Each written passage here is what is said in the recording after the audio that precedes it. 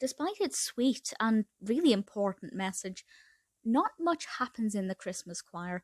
This is the 2008 film directed by Peter Svatek, written by Donald Martin, and I really like the premise for this, and I kind of enjoyed watching it insofar as I liked the music, I liked a lot of the character personalities, and I enjoyed watching them all come together. But when I sit and break it down and think about the actual development of the narrative and how it goes from A to B, really not a lot happens. So to make a waffly introduction short, Peter Brockman, played by Jason Gedrick, is very successful, very wealthy. He's a workaholic. He is an accountant. One thing leads to another, and he ends up volunteering, much out of character for this workaholic, volunteering at a homeless shelter. And he decides, through his love of music, to create this choir out of these homeless individuals, homeless men. They are all men. And they all work together, sometimes reluctantly, sometimes there are temper tantrums, as you can expect, when, people are all thrown together from all walks of life to put together a choir.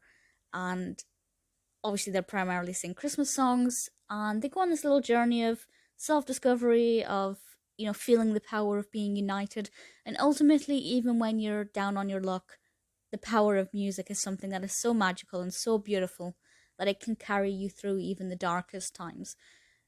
That message is amazing. The message that we can all give something to help is amazing as well.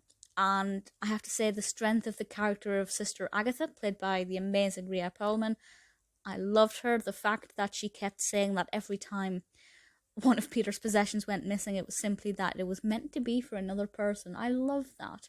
Next time I lose something, I'm just going to assume that it was meant to be for somebody else. Unless it's like a prized possession, and then I may cry.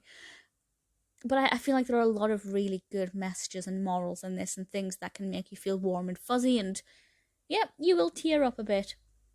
Tyrone Benskin as Bob, I loved him. I loved the introduction of this character, how we got to know him initially, and how they kind of held back what his life really was until, well, we discovered it along with Peter, and I thought that was a very powerful way of revealing the true lifestyle of this character. I really absolutely loved that. So there are a lot of really good things about this, but I feel like the narrative could have been more interesting. So it's kind of like, upon reflection, I really enjoyed it, but there wasn't really anything in the narrative to make me feel like I was watching a really brilliantly told story.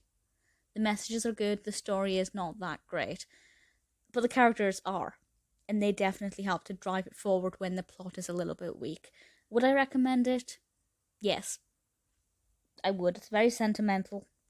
It will make you want to go out and volunteer, and that can only be a good thing. The Christmas Choir may not be perfect, but what can I say? I still enjoyed it.